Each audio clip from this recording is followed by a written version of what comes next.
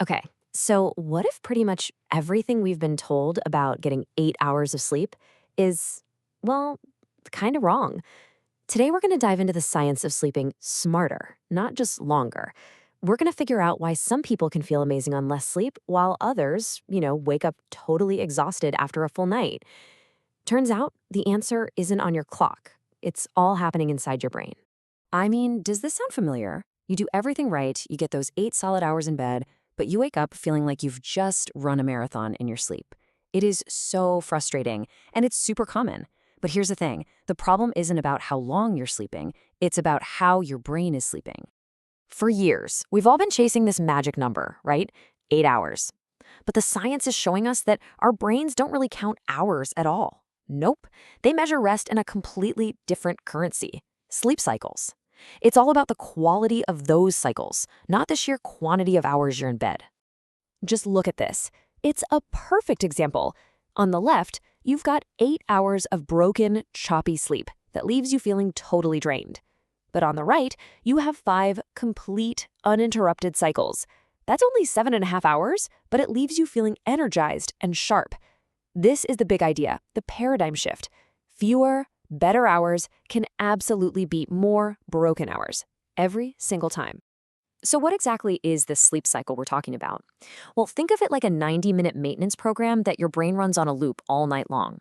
Every time you complete a full cycle, your mind and your body get these critical repairs and upgrades.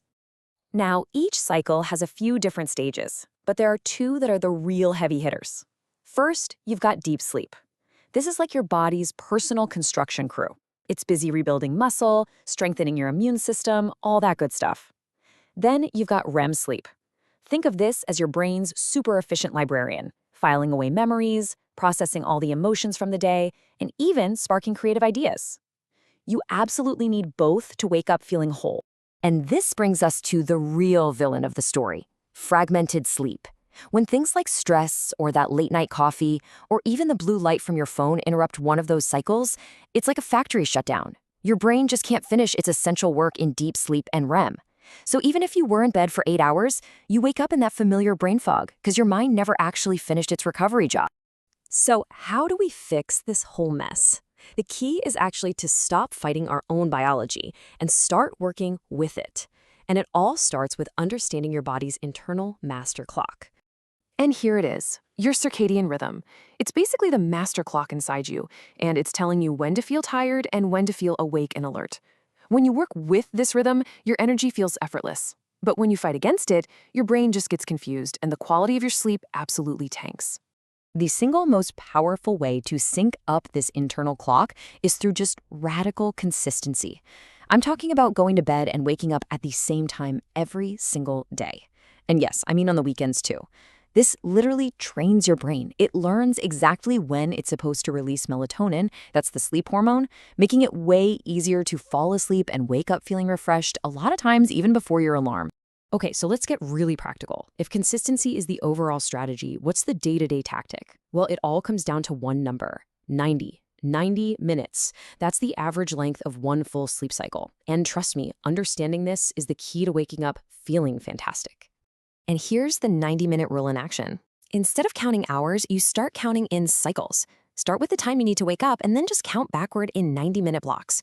So let's say you need to be up at 6:30 in the morning. You'd aim to be asleep by 11 p.m. for 5 perfect cycles or 12:30 a.m. for a solid 4. The goal is super simple. Wake up at the end of a cycle, never in the middle of. You know that feeling when you're jolted awake by an alarm and you feel like an absolute zombie? That awful, groggy, where am I feeling? It actually has a name. It's called sleep inertia. And it's what happens when your alarm clock rips you out of the middle of a deep or REM sleep stage. Timing your wake up to the end of a 90-minute cycle is exactly how you avoid it. But the work doesn't stop when you wake up. What you do in those first 10 minutes of your day is absolutely critical for locking in your circadian rhythm and basically setting your energy levels for the next 16 hours. Think of this as your morning reset toolkit. Step 1, get some sunlight. Just a few minutes of natural light, and I mean without looking at your phone, tells your brain to release serotonin, which boosts your mood and your focus. Step 2, get activated. A quick walk, a few stretches, or even just a splash of cold water on your face triggers dopamine and norepinephrine. That's your body's natural espresso shot, and it instantly clears away the fog. You know, a great morning really does start the night before. So just like you need a routine to wake up, you really need one to power down. This is all about sending clear, unmistakable signals to your brain that it's time to get ready for sleep. Here is a super simple but really powerful way to do it. The 3-2-1 rule. So, 3 hours before bed, no more big meals. This lets your body rest instead of being busy digesting. 2 hours before bed, stop all work. Give your mind permission to clock out and just disengage from problem solving. And then the most important one, 1 hour before bed, all screens go off. That blue light from your phone or TV is a direct signal to your brain to stay awake, and it blocks your melatonin production. The psychology behind this is actually really fascinating. It's a process called cognitive offloading.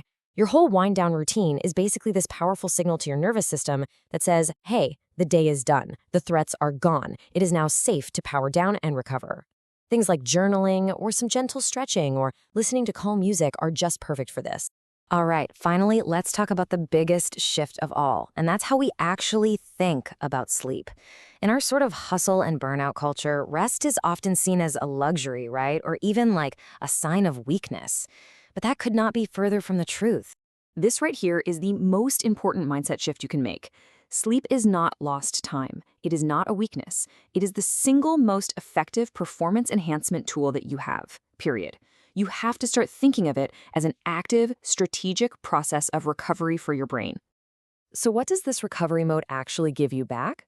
Well, it's what lets you make sharp, clear decisions instead of just reacting emotionally all day.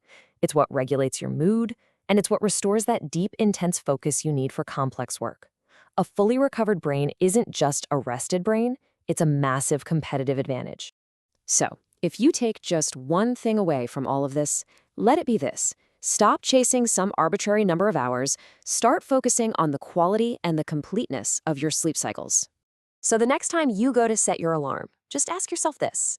Are you just counting hours? Or are you actually designing your recovery? The choice could honestly be the difference between a day you just survive and a day you completely conquer.